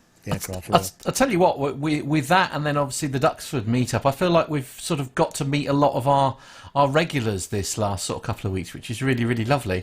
Yeah. And obviously being a long-term listener as well. I think you said, Nev, he'd been listening since year dot. Yes. Yeah, I was trying to remember who the fellow was before Matt, and I couldn't remember his name. Mr. Woltorton, wasn't it? Yes, Simon Wolforton. So things have progressed since then. Yeah. So he's been listening from day one. So, yeah, all the best to him, and hope he has a great time when he goes back to his new house in Australia. Yeah. Does that mean, by the way, that we owe him some form of therapy if he's been listening to us for that long? I'm surprised he is in the condition he's in. Speaking. Perhaps we should start doing long service award or long service medals. Maybe give him a gold mug. Yeah. What do you think, Armando? I get a challenge. I get a PTUK challenge coin made. This is an industry based on seniority, so I actually like the idea. Yeah. I'm sure we could do a couple golden mugs. Indeed, I quite like the challenge coin idea. As a design engineer, I feel a bit of a little 3D CAD design project. Oh, hello! Excellent, lovely. We'll leave that one with you then. Thing. Yeah, we'll leave that one with you then, Nick. Good luck. Well, if anybody's got any suggestions or any ideas for that, they're welcome to email the show. Lovely, indeed. Well, sure. We need Planey McPlaneface on the front and Mac on the back, and yeah. I don't know. I think we need some kind of like sort of what's the word I'm looking for? It's like like they get these busts made, don't they? Or these like of legendary characters, and I do feel that we somehow need to have like Nev in seat 1A as like some kind of like golden like bust type sort of thing. Well, we were going to do a kind of a nodding dog, weren't we? Well, you got to talk about Nev like that. That's just rude. You gotta be careful with these kinds of like commissioned art pieces because Carlos, you were there at my retirement from the military where they presented me basically a pencil drawing of what was supposed to be me and a lot of the aircraft that I had flown in the Air Force.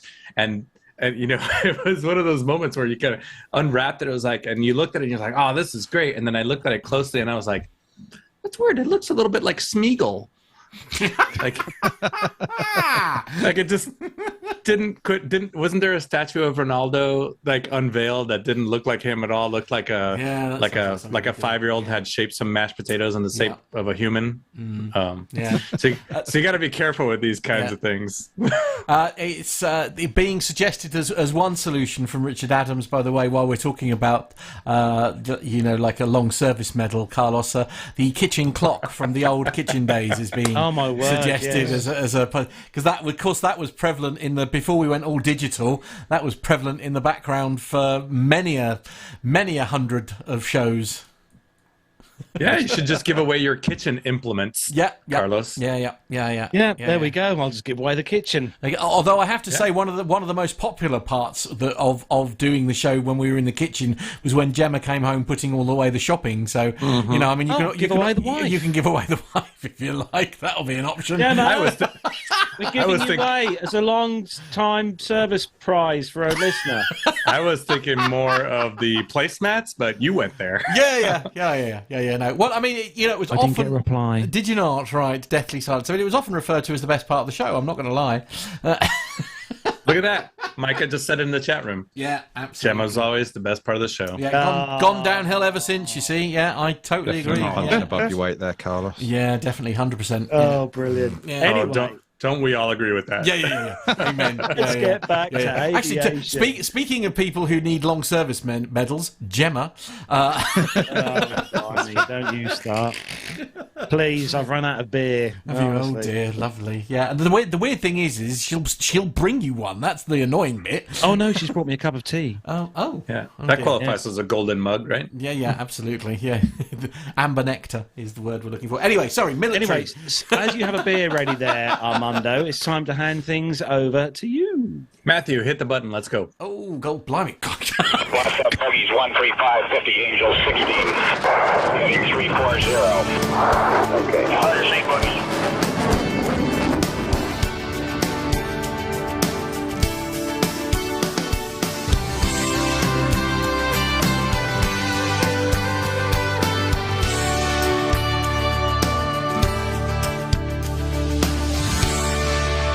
Can we invite some of our long-standing listeners to just hear what goes on, like like in the breaks. when the mics are shut? Yeah. So speaking of family show, the first military story that we have has to do with Fortnite, the video game. This popular 3D computer graphics game.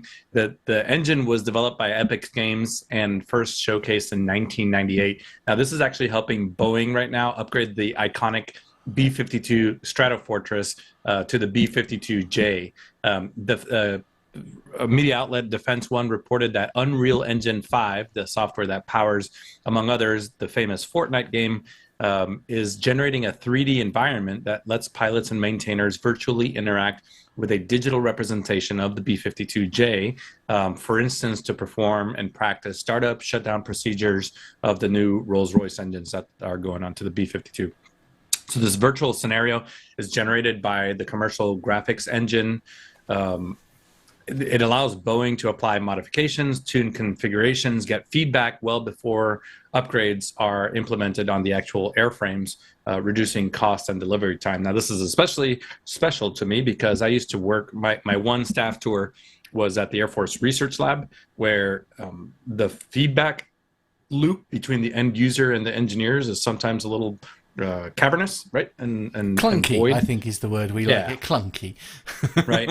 Nick's an engineer, he gets it, right? But it is great for the military and the manufacturers of these things to get that kind of feedback, especially from maintainers before they actually produce the parts, which is kind of one of the things that they're doing. Now, Epic Games, the Fortnite developers, their engine has been used for video games as well as powering famous graphics to augment NASCAR here in the U.S., NASCAR, the broadcast experience, and many other sporting events. Now the engine is used to power simulations supporting the commercial engine replacement program. Obviously, to find the B-52's replacement engines, and also some of these engines are already being used on Gulfstream business jets and the C-37, which is essentially a military business jet. But one of the reasons I picked this, right, because it's virtual reality and augmented reality. I saw this 10 years ago at one of the tech school air bases where they were using this to train loadmasters on emergency procedures in the back of the airplane and some of their standard procedures. But when I went to a Part 135 airline, they had virtual reality, the full goggles, the full experience, and it was almost a pre-maneuvers validation process to go through the virtual reality flows before you actually got into the sim, because sims are expensive to run. Air Force technical training, like I just said, the Air Force undergraduate pilot training used to be called 2.0 or 2.5. Now it's just UPT. That is reducing times. We've done a couple stories on that on the show, where they're using that virtual reality, augmented reality in a static setting before the students ever sit in the airplane. And then I have a friend that actually teaches at the Air Force Academy, and she is using virtual reality with the T6 simulator. Carlos, you would love this, right? But it's basically a fully immersive T6 to teach combat maneuvers and formation flying.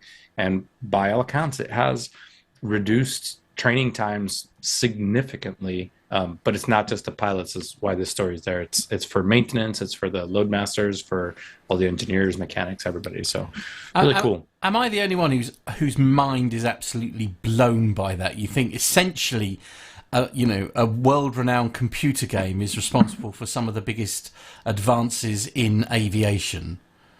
Just nuts. Even more mind-blowing, I was on a project once that had subcontracted Disney Imagineers. Whoa! For the U.S. Air Force to develop a 3D modeling of structures and LiDAR, basically LiDAR imagery superimposed with electro-optical imagery. So basically creating a 3D world. Well, you could try to teach a bunch of military people to do it, or you could just hire the best people in the world, which was, Pixar and Disney Imagineers, and they came out and had a government contract, and they did it in about, a tenth of the time that it would have taken the government to figure out. Yeah. Well, and probably ironically cheaper in the long run as well, because you haven't got all that, they're already using technology that's tried and tested in their industry and applying it to the military world, and it it's just utterly nuts. It really kind of boils down to actually the company's culture, mission, vision, and their stakeholders, because some companies don't want to be involved in defense work, while others are kind of, shooting for it. So, for example, Google, we approached Google and they said, no, it's not in our business to go, what we were asking them to do. They said, no, we're going to pass on that. So. There you go. Love that. So speaking of virtual reality, let's see. I think Carlos, you want the next one? Yeah, the military stories often have poorly constructed acronyms in my experience. And, this one will not disappoint. It's on breakingdefense.com. It says that Army picks Griffon Textron to proceed with RQ-7B shadow replacement competition. Griffon Aerospace and Textron Systems have been selected to move ahead with the second phase of the Army's Future Tactical Uncrewed Aircraft Systems, FTUAS, Increment 2 competition, the service announced today. After selecting 5 companies for the first phase of its RQ-7B shadow replacement completion earlier this year, the Army evaluated submissions against requirements of performance, modular open systems, approach, MOSA, cost, schedule, risk and Army priorities before conducting a preliminary design review. Ultimately, it opted to cut AeroVironment, Northrop Grumman and Sierra Nevada Corporation from the next competition phase, and only award Griffon and Textron with deals for the Increment 2 of the programme. After that critical design review, there are additional agreement options covering flight demonstrations and MOSA verification before the duo deliver production representative FTUAS for developmental testing and operational demonstrations to include soldier touch points. These systems will undergo numerous evaluation activities, such as environmental testing, electromagnetic environmental effect testing, transportability testing, MOSA verification, flight testing, and technical manual verification, the Army said. The ultimate goal, it added, is to field a new unmanned aircraft fleet with increased manoeuvrability, spelt incorrectly, by the way, enhanced command and control, reduced logistics footprint, and is less noisy. Textron Systems is offering its Aerosonde UAV for this phase of the F2S program, whilst Griffon is offering up the Valiant, according to previous Army pictures. Meanwhile, the Army is to pare down the field to these two contenders, which means that AeroVironment's interim solution, the Jump 20, is out. Last year, the service awarded the company with an $8 million contract to buy one Jump 20 system, which included 6 air vehicles, ground data terminals, and ground control stations. The Pentagon also announced plans to send that unmanned system to Ukraine. Textron is, of course, Cessna, Beechcraft, and Hawker. Just pronouncing what, Nev? Well. Sorry, what? There you go. What was the last one? I'm not saying it again. I don't need to. These guys were giving me grief because I say Hawker. We'll have a great. Actually, to be fair, I should stress that there was only one of our team who was giving you grief for it. I'll be honest. Yeah, Nick. Yep. Say after me. Come along, dear boy. That's the King's English. Thank you very much. It'll always be Queen's English for me, I'm afraid. All right. Well, speaking of disastrous landings. I saw this. I'm glad you picked or got this one in because I saw the video of this online. It looked. Yeah, it wasn't so full of issues. It wasn't great. This dramatic video that we're talking about is Malian Air Force IL-76. This was a cargo jet overrunning the runway at Gao International Airport and subsequently exploding in a ball of fire. The incident did take place last week. The footage, which, Matt, I don't know if you can play it or not. I'll give it a try while you're chatting. Yep. So it shows the 4-engined aircraft with a Malian registration, Tango Zulu 98 Tango, descending before touching down on the airport's runway 06 left on September 23rd.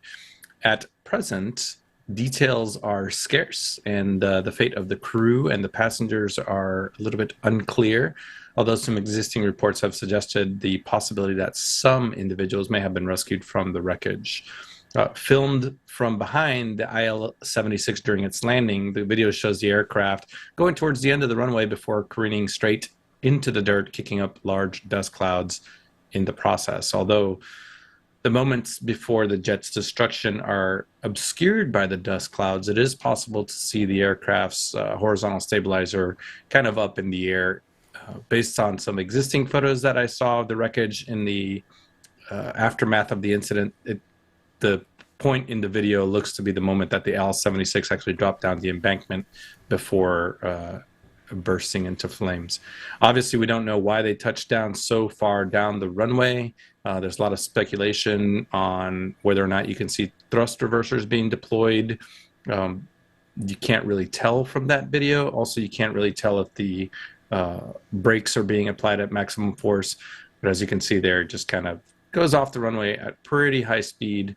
And I've been to Gao. We used to do some exercises between Bamako and Gao, and it is exactly what it looks like. The airport just sits up on a mesa, and there you go. So the aftermath pictures show a pretty devastating scene. You can see some of the cargo that was inside kind of strewn about.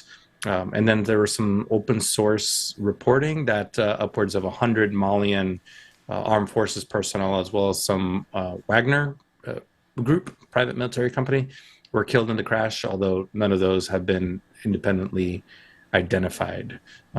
Obviously, the Wagner group has been active in Mali for a couple years now, but there you go. Yeah, this is a string of losses for the Malian Air Force. I don't know if we'll ever see a report come out of this, but pretty devastating.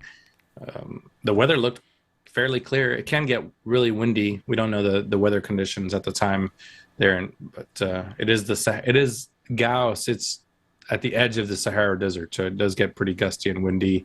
But it looks like the visibility was fairly clear. So very unfortunate incident. Yeah, there was a lot of people commenting on this video when it was first shown on social media. There was a lot of people commenting on what they thought the issues were with this. The trouble is I mean, we've said it before and we'll say it again. You know, I do think everybody just needs to sit tight, because they will get to the bottom of you know what's happened here. If you see what I mean, I don't think it helps anyone, does it, if we start sort of, you know, just sort of like guessing. You know, I think information is just going to be scarce on this one, and especially if they were actually carrying Wagner Group people, then it's just all going to be clouded anyways. Fair. Yeah. Carlos, I think you've got the next story, which is right up your alley. Actually, it's another virtual reality. A bit of simming. This is from thedrive.com, and Ukraine's Air Force is not waiting for training programs taking place outside the country to begin the process of familiarizing their pilots on the F-16 Viper. It's jump-starting that training at its air bases across the country. When they're not taking to the skies in their Soviet-designed Su-27 flankers and MiG-29 Fulcrums against Russian targets, Ukraine pilots are spending some of their spare moments flying virtual reality, or VR, F-16 simulators. This looks so good. With a big smile, Ukrainian pilot Adri said he will show viewers what it's like to fly the simulator, which consists of a VR headset, control stick, throttle, pedals, and a screen showing the simulated flight in progress, so instructors can help guide the student. There are some major differences between the Viper and Flanker beyond performance, chiefly the cockpit interfaces and basic concept of operations. Andriy noted the Viper is controlled by a side stick to the pilot's right instead of a control column in the middle. The software being used is Digital Combat Simulator, or DCS, running the F-16C module. There are similar DCS-based systems used at home by many enthusiasts, as well as by the US Air Force and the A-10 Warthog pilots at the 355th Training Squadron at Davis-Monthan Air Base in Arizona. It's part of a low-cost way to augment aerial training. Last year, a Ukrainian infantryman managed to crowdfund development of a secret A-10 Warthog simulation training center, similar to one at Davis-Monthan. Oleksii Daikiv, one of the Ukrainian Air Force training commanders, said the F-16 simulators have been placed all Ukrainian tactical aviation brigades so that pilots can familiarize themselves enough with the F-16 to shorten their time training outside of their country. As the Drive reported before, training for Ukrainians in language and operational skills is already taking place in the UK and Denmark, with many other countries pledging to take part as well.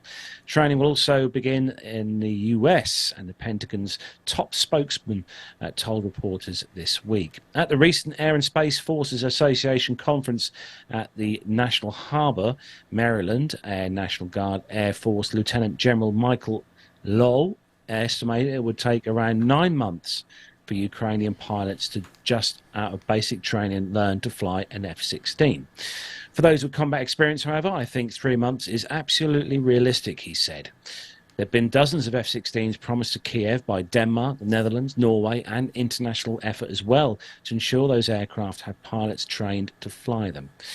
And for the Air Force motivated to interrogate fourth-generation fighters into its flying operations as quickly, or integrate, as possible, spending downtime with F-16 simulators seems like a winning proposition. There are, of course, differences between commercially available flight simulator software and full-up F-16 simulators, let alone real flight.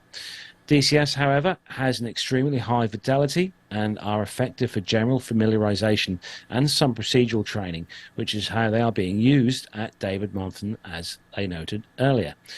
How much time flying those simulators in Ukraine can shave off the training programs taking place outside Ukraine, however, remains to be seen. Well, it's safe to say, I think, if these guys have flown an F-16 simulator, because I think it was an add-on. I'm fairly sure that with the previous version of Microsoft Flight Sim, you could get I think Armando, you could get an F-16 add-on for that which was, if I remember rightly, wasn't that shabby, really. No, I think some of these are very realistic. And I was watching a YouTube video on specifically this DCS F-16 startup and the startup sequence. I think he did it in like 2 minutes. It is as realistic as the real airplanes. And as we were just talking about, some of those pre-flight actions are the things that take the longest to train. But you can get into a simulator. And Carlos, I know that I don't know if anybody actually watched our home simulator special, except for about 13 people, hopefully more than that. But, it can be a very good tool before you get into the actual cockpit of an airplane. Yeah. Although it would be nice to have a full motion sim at home, I think. Is that going to be your next? That's going to be the next. Oh, goodness me. You've got more chance of getting an action aircraft in your garden, I think. Well, I've got bits. Yeah. Maybe you could just invite Matt over and have one of those like 8-way ergonomic chairs, and then he can just move it around while you make airplane noises. An option, certainly. Oh, look, actually, Oscar says in the chat room that the Flixton Aviation Museum has installed a lot of simulators. Yeah, they've got one of those really old school sims, Armando, from like back in the in World War II. Remember the ones that were just like a box? Oh, if you can, I was just talking about these with my co-pilot. If you can master one of those, and you can actually do some instrument flying in one of those old instrument trainers with no visuals, you're a pro. You should go do it. Actually, we're probably encouraging Oscar now. He's going to go and speak to his mum now and say, "Can I have a brand new gaming PC, simulator parts, joystick, control yoke, throttle quadrant?" Mum's going to have to sell a lot of cakes. Yes, she's going to have to sell a lot of cakes. Yeah. To be able to do that, Oscar, poor Haley. That's all I'm saying. Put that on your Christmas list, Oscar. I'm sure. Your Christmas and birthday list for the next 20 years. I think. 20 years, yeah. In all seriousness, no, I was speaking to Oscar and his mum a few weeks back now at an event I was at, and he's got loads of great aviation bits and pieces lined up for the not too distant future. Yeah, Ooh, yeah, lovely. He's looking forward to doing a lot. We look forward to a full report. Please record it on your phone. Send it in. Well, I'm sure he will. Yeah. And that's where we bring the military news to a close. Right on time. Right on time. Now, have we got a book this week? I couldn't remember for the life of me whether we had a book quiz this week. Well, what we're going to do is we are going to, because we didn't have a show last week, so what I'm going to do is during the week just repeat the question for the book which we are going to be giving away this next week. So I'll do that during the week, and you can have a look at there and send in your answers. So we'll put it on our Facebook page. Now, next week, obviously, Matt is not going to be in the UK, but we are hoping by the means of technology that we'll be able to still be live next Friday. Because obviously, Matt, you're off to the US. You're going to go and see Armando. Which is very exciting. Oh, that's brand new and shocking information. We have three plans up our sleeve. So if we can't make at least one of them work, I shall cry. I'm very confident that we will have some form of show. The plan is to have a perfectly normal show controlled digitally from the United States. And then, if not, we'll use another piece of software to do it. And if all else fails, then we'll make you come to the studio. Mazoos will not give up, will he? We will literally try absolutely everything we can before we put you back in the studio. The chat room are definitely not giving up, Matt. The chat room's not giving up, Matt. Giving up on what? I'm not looking at the chat room because I know what they're going to be talking about, and I'm not. Just not happening. Absolutely not happening. Oh no, it's going to be great. I hope you enjoy your trip across to the US, Matt. I'm sure. Weirdly, this is. I'm both really, really excited, and I have to say, like the last couple of days or so, the nerves have really kicked in now. The whole flying thing has the nerves. I'd been really quite chill about it and stuff, but actually. last night and this morning. Last night I didn't sleep at all because it sort of like hit what's round the corner. But you'll be fine. Yeah. I'm sure. The best part is it's a direct flight from London to Charlotte. Yeah. Yeah, no problem. You can even get up and walk around if you want to. And it's not on a 7.5 either. And it's not on a 7.5. No. In fact, I can tell you the exact aircraft now because I've just hang on. Let me find the app. Hang on. And Matt's even chosen his meal. He's done the thing and chosen his that bit out. Yeah, choice of meal. So I am going to be on a Boeing 777-200ER. There you go. There you go. There we go. And what day are you doing the skydive exactly? When you get down there. Anyway, thanks everyone for joining us on the podcast today.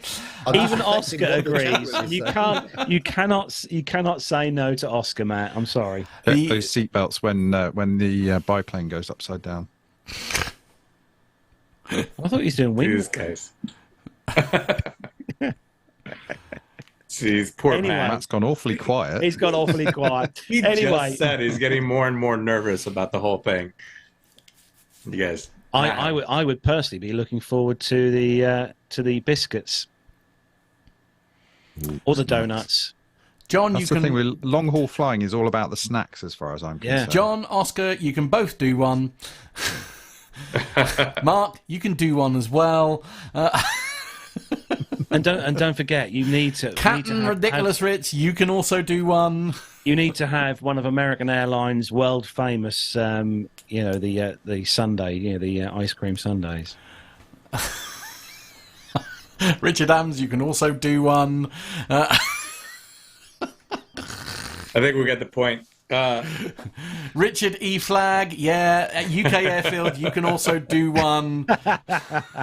Anyway, quick round robin before we finish the show. Nev, what are you up to next week? Are you doing any flying soon? I am. Week after next, I shall be up to Edinburgh again. But next week, it's all about being in the car again. We're going next week. Brighton, Colchester, the lovely XL Centre. We're doing a show for 2 days there.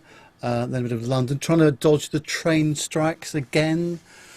Ooh, awful when we have shows on where there's a train strike, so that's always difficult to do. But no, another hectic week next week. Looking forward to a couple of days off this weekend, I must say. It's been a bit hectic this week when we drive too. So. Nick, what's going on in the world of Nick next week? Anything exciting? I might try and do a little trip up to Wales on the bike before it gets a bit too autumnal. Nice part of the country. It is. Definitely, yeah. So. That sounds good. Let's hope the weather stays good for you. Better than what I've just had the last week I've been there anyway. Armando, what's going on in the world of GA excitement over your way? GA, tomorrow morning, taking the fam in the Cub to a fly-in. That's the Long Island fly-in. And not Long Island, New York, but Long Island, North Carolina. So we'll do that tomorrow morning. And then next week I'm on a 3-day trip from Charlotte up to Minnesota. And I will actually be getting back the same day as Matt coming into the States. Ooh. Oh, very good. Yeah, that's exciting. And Matt, anything exciting for you next week? You're going to come see me for dinner? Yeah, I think so. Yeah, no, nothing planned next week. Very chill. Very chilled. Excellent. Except for that costume. I look forward to the pictures. And next week I shall be going back to work. Congratulations. Which will be exciting. Yeah. And having Matt descend on the my office at 1 p.m. in the afternoon for tea. Well, no, because I'm not going to be there. So. Well, Monday you will. Oh, right. Okay, fair enough. Duly noted. Yeah. And Mark says he wouldn't miss your radio show for anything. Or are you going to miss the radio show as well? Mark says. Mark Priestley in the chat room. They're desperate for me to do it, but it's the time issue. There is an issue with that because it's a 7 a.m. start in the UK, which is what time where you are, Armando? It's 5:40. I could do it before bed, I guess. 2 a.m. 1 a.m. 5 hours. Yeah. Yeah. Indeed. But hopefully, fingers crossed, everyone, we will be back next Friday for another packed show. Don't forget as well, Nev is probably going to, we're probably going to just post that question as well on Facebook for that book for next week as well. We'll get that done this week. And and I have actually got another prize to give away in another competition we've got coming up soon, a little prize that we got from the Duxford air display a few weeks ago, and I've actually got a Sally B mug which we're going to be giving away on the show very soon as well, so keep your eyes and ears peeled for that. Indeed. So that is about all we've got time for episode 473 of the show. Big thanks to everyone who's tuned in this week, everyone who's listening to the show via an audio podcast. Thank you for downloading us as you do each week. It's great to have you guys on board. And obviously the chat room, great to see everyone in the chat room this week. Great to see everyone in there. Don't forget to stay tuned next Friday. Hopefully, fingers crossed. Touch wood. Do we tell Nick? Do we tell Nick that everybody can see him? Sorry, everyone can see. Yes. He says hello. We'll be back next Friday. All things being well for episode 474. Ever closer to the 500th. Anyway, from me here in the home studio, from Matt in the rather warm PTUK Master Suite studios, from Nev in his luxury studios in the countryside, and from Armando over in the US with the dogs. With the most stressed out dogs in the world. And from Nick as well. And also a big thanks to everyone who's worked hard on the show again this week. Nick and Owen as well. John as well, who's worked hard on the show this week. That's that one ruined. That's that one bug. Anyway, take care, everyone. Have a great weekend, whatever you're up to. And we'll see you next Friday. Matt, don't forget to take your PC.